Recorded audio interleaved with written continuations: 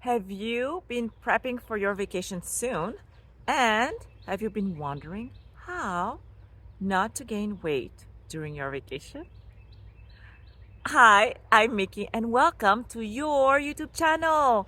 This is a great place where us women in our 40s and 50s get to discuss all kind of subjects. This is a very interesting phase of our life where we get to change because everything changes. Our kids are growing, our careers, our environment, everything. And so on this YouTube channel, we hope to really bring you some of the wisdom that we're learning along the way and sharing it together. And so today I wanted to tap into vacation, mainly because I just came back from 18 days of vacation in South Africa, which actually was very beautiful, and I highly recommend um, going to South Africa. I came back and was greatly surprised that I actually lost some weight. I actually lost 4 pounds. How did I do it? After eating daily in restaurants, so I never cooked once, always ate out. Here's how I did it. First, know that when you go on vacation, make it a point to always stay active. Because even though you're on vacation, it could still be so fun to be active. And what I mean by active, it's just walking, mainly visiting sites, going on hike. I had a pleasure of walking into, having great hikes. So that was so much fun. And also, I did train. I maintained my training routine, which for me it's about 15 minutes of daily exercises that I do. And then I will mix it up sometime with yoga, Pilates, all those things, which most of the hotels will offer you either a small gym or an exercise place. Or if you are up to it, there's always outside next to the pool where you can always have some space to exercise. So make time for it. You won't regret it because your body, even though it's vacation, this is actually an ideal time to just give your body a bit more of movement so that you can have the energy for the rest of your day. Second thing, food, which is actually a very big important part of the puzzle.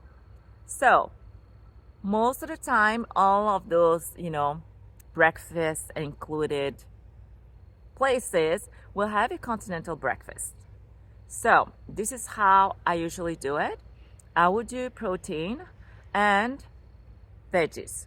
In my case, there wasn't a lot of choice for veggies. Most of the time it was mushrooms, like fried mushrooms, something mushroom, and then the rest was like beans, which does not count as vegetable because it has like starch in it.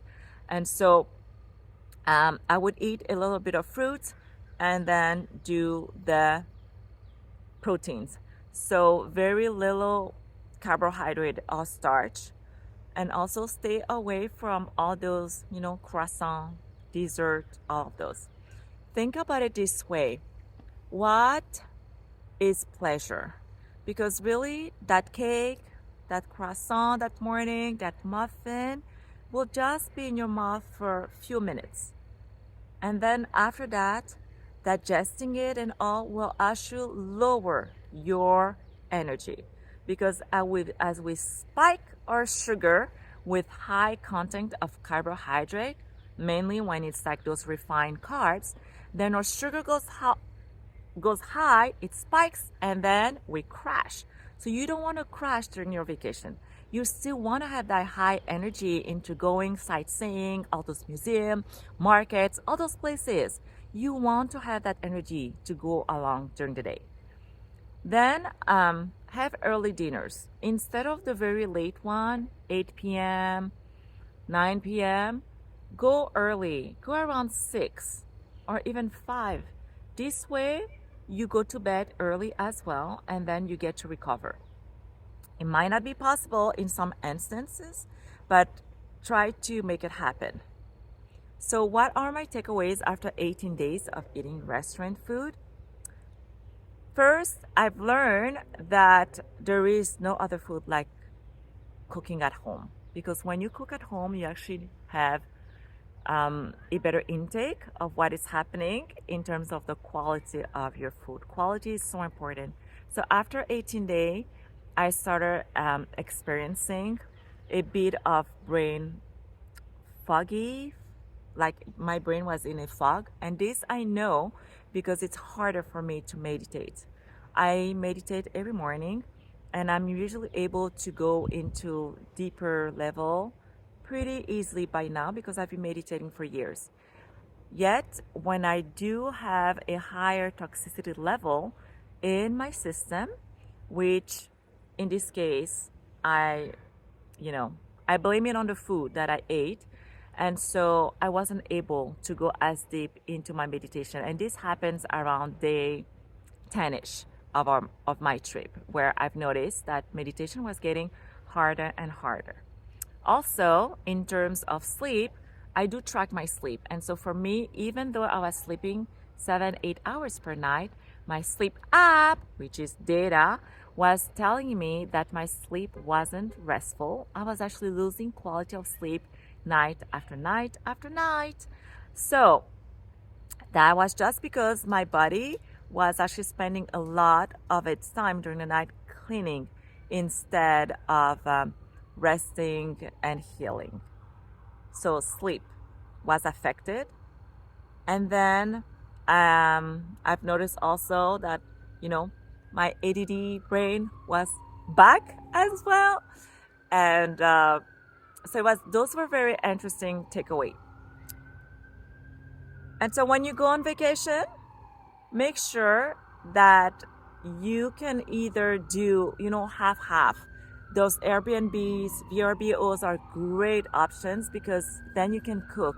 I'm not saying cooking every day, but maybe half of the meals are, or at least having some type of regular food or food that you actually have, the quality of what you're eating will make a huge difference, because all of those food in restaurant, and I have nothing against restaurant, but really eating it for a long time will cause some type of inflammation, because most of the food in restaurants use low quality, low grade oils, and so it plays on our inflammation levels. And so, friends, those are my little wisdom on vacations. Let me know how your vacation goes.